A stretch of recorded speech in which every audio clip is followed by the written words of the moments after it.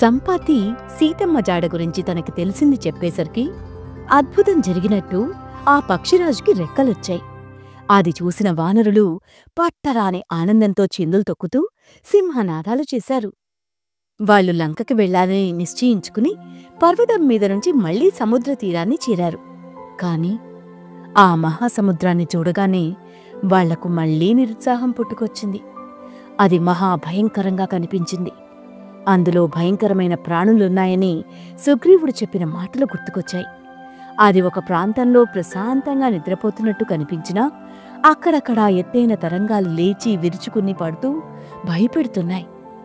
దాని అవతలి ఒడ్డు కనిపించడం లేదు. లంకానగరం అసలే కంటికి కనిపించడం లేదు. వెళ్ళాలి, వెళ్తే ఏదో జరుగుతుందని నమ్మకం వచ్చింది. కాని ఎలా వెళ్ళాలి, ఇప్పుడేం చెయ్యాలి అని వానరులు ఆలోచనలో పడ్డారు. తన వాళ్లందరూ సముద్రాన్ని చూసి బెదిరినట్టు ఉన్నారని గ్రహించి అంగదుడు, ఏంటి భయపడుతున్నారా? భయం వల్ల ప్రయోజనం లేకపోగా ఆ భయమే మనని తినేస్తుంది. నేను సంపాతితో మాట్లాడాక భయాన్ని వదిలేశాను. ఇది మన పరాక్రమం చూపవలసిన సమయం. పరాక్రమంతో గాని పని జరగదు అని చెప్పి హెచ్చరించాడు. ఆ రాత్రికి అందరూ సముద్ర తీరానే మకాం వేశారు. మర్నాడు తెల్లవారగానే అంగదుడు వానరసేనను సమావేశపరిచాడు. ఆ వానరులను సమావేశపరచగల శక్తి అంగదుడికి, హనుమంతుడికి తప్ప మరెవ్వరికీ లేదు. మనలో ఏ మహావీరుడి సముద్రాన్ని దాటగలడు? దాన్ని దాటి లంకలో ఉన్న సీతాదేవిని ఎవరు వెతుకుతారు? సీతమ్మని చూసి తిరిగి వచ్చి సుగ్రీవుడి ఆజ్ఞ నిర్వర్తించామన్న మాట దక్కేటట్టు చేయగలిగేవారెవరు అని వానరులు ఆలోచించుకున్నారు. ఒకరినొకరు ప్రశ్నించుకున్నారు. బయటకు ఎవరూ ఏమీ మాట్లాడలేదు. లంకకు ఇక్కడికి మధ్య 100 యోజనాల దూరం ఉంది. దాన్ని దూకగల దాటగలవాడే మనకి ఇళ్లకి వెళ్లే ప్రాప్తి, మన భార్యలతోనూ బిడ్డలతోనూ సుఖంగా జీవించే ప్రాప్తి మనకు కలిగించగలడు. మనం తిరిగి వెళ్లి సుగ్రీవుడికి, రామలక్ష్మణులకు మన మొహాలు చూపించడానికి అతడే పుణ్యం కట్టుకోవాలి. కాబట్టి 100 యోజనాల సముద్రాన్ని మీలో ఎవరు దాటగలరో చెప్పండి అని వానర పరివారంతో అన్నాడు అంగదుడు.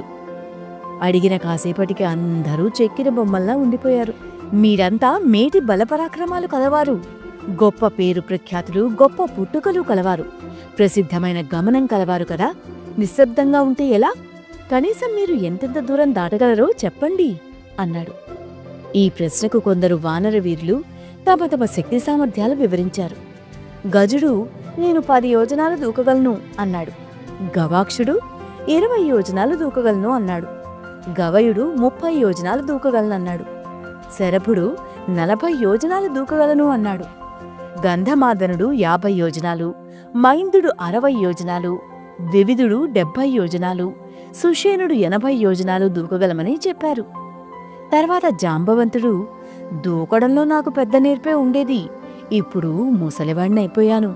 అయినా రామకార్యం కనుక ఒళ్ళు దాచుకోవడం తగదు అనుకున్నా. నన్ను మీరంతా దూకమంటే 90 యోజనాలు నిస్సందేహంగా దూకుతాను అన్నాడు. అందరూ చెప్పిన మాటలు విన్న మీదట అంగదుడు, ఈ 100 యోజనాల దూరము నేనే దూకగలను, తిరిగి రాగలనా అన్నది నా సందేహం. అందుకే నాకన్నా సమర్థుడు మీలో ఎవరున్నారని చూస్తున్నాను అన్నాడు. అది విని జాంబవంతుడు, అవును, నీ శక్తి సామర్థ్యాలు మాకు తెలియవా? 100 యోజనాలేమిటి, 1000 యోజనాలు కూడా నువ్వు అవలీలగా దూకి తిరిగి అలాగే వచ్చేయగలవును. అందులో ఎలాంటి సందేహం లేదు. కాని నువ్వు రాజు, మా దళానికి నేతవు. అందుచేత నిన్ను పంపడానికి ఎంతమాత్రమూ వీలులేదు. నువ్వు మాలో ఎవర్ని పంపినా పర్లేదుగాని నీవై పోరాదు. నీ క్షేమం చూడడం మా అందరి బాధ్యత. నువ్వు లంకకు వెళ్తే మమ్మల్ని ఎవరు చూస్తారు? మేము ఏం చేయగలమం గదా అన్నాడు. దానికి అంగదుడు జాంబవంతుడితో, సముద్రాన్ని నేను దాటక మీలో ఎవరూ దాటలేకపోతే మనమంతా ప్రాయోపవేశం చేద్దామా?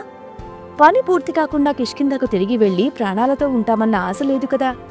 ఆ సుగ్రీవుడు మనని తప్పక చంపించేస్తాడు కదా.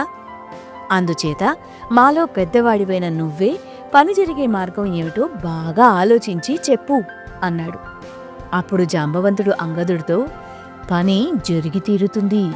ఈ పని చేయగల వాణ్ణి ఇదిగో చూపిస్తాను అని ఒక పక్కగా ఏమీ పట్టనట్టు కూర్చుని ఉన్న హనుమంతుడిని చూపించి అతన్ని సమీపించి, హనుమంతుడా, నువ్వు వానర వీరుల్లోకెల్లా మీటివి.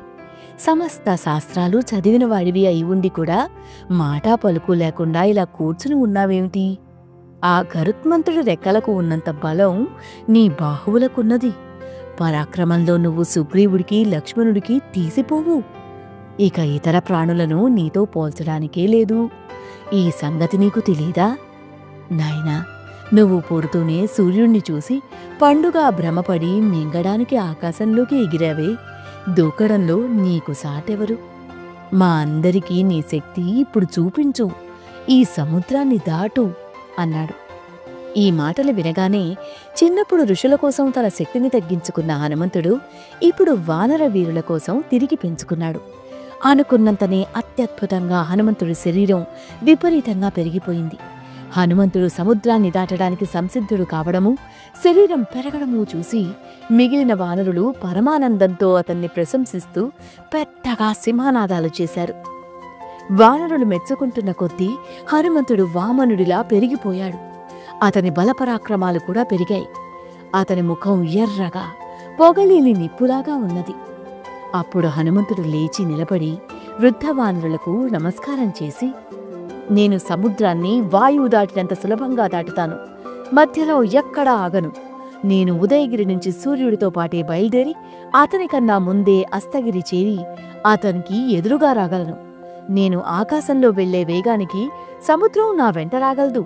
నేను సముద్రం దాటేటప్పుడు ఆకాశంలో మేఘాలు చల్లా చెదురవుతాయి, పర్వతాలు కంపిస్తాయి. నాకు మంచి శకునాలు కనపడుతున్నాయి. నేను తప్పక సీతమ్మను చూసి వస్తాను. అవసరమైతే లంకను మొత్తంగా పెళ్లగించి భుజాన వేసుకుని వెంట తెస్తాను అన్నాడు.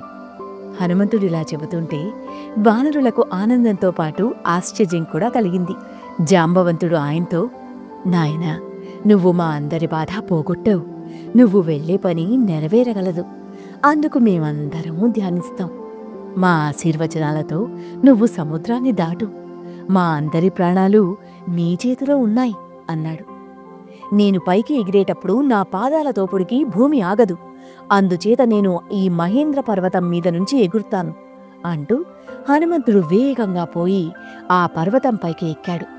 అతను పర్వతం మీదికి వెళ్లి ఎగిరే ముందు పర్వతాన్ని చేతులతోనూ కాళ్లతోనూ ఊపి చూశాడు. అచలంగా ఉండవలసిన ఆ పర్వతం చాలాసేపు కంపించిపోయి దానిమీద ఉన్న చెట్ల పూలన్నీ రాలిపోయాయి. రాళ్లు దొర్లాయి. పర్వతం మీద గుహలలో ఉండే జంతువులు వికృతంగా ఏడ్చాయి.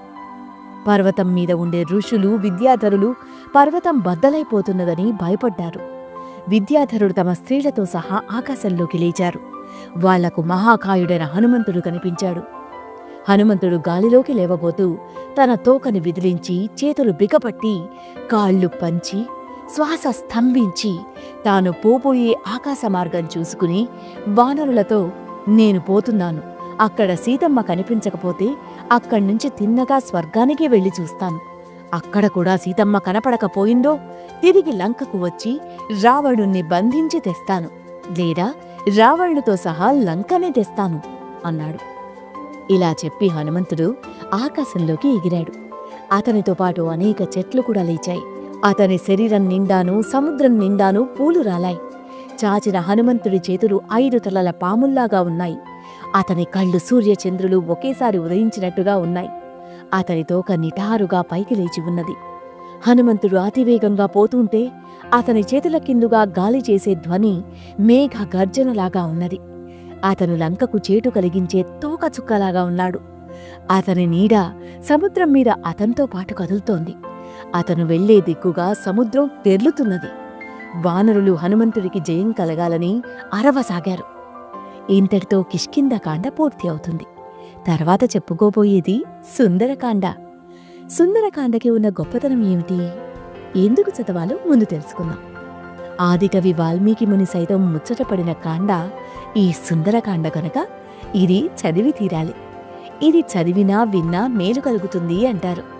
శ్రీరామచంద్రుని బాల్యం, విద్య, వివాహం చిత్రించి దానికి బాలకాండ అని, సీతారాములు అయోధ్య వదిలే వరకు జరిగిన కథకు అయోధ్యకాండ అని, వారి వనవాస విశేషాలను వివరించే సన్నివేశాలకు అరణ్యకాండ అని, రామలక్ష్మణులు కిష్కింధా నగరంలో గడిపిన జీవితగాథకు కిష్కింధాకాండ అని, రామరావణ సంగ్రామ కథాభాగానికి యుద్ధకాండ అని పేర్లు పెట్టిన వాల్మీకి మహర్షి కిష్కింధా యుద్ధకాండల మధ్య జరిగిన విశేషాలకు సుందరకాండ అని నామకరణం చేశారు.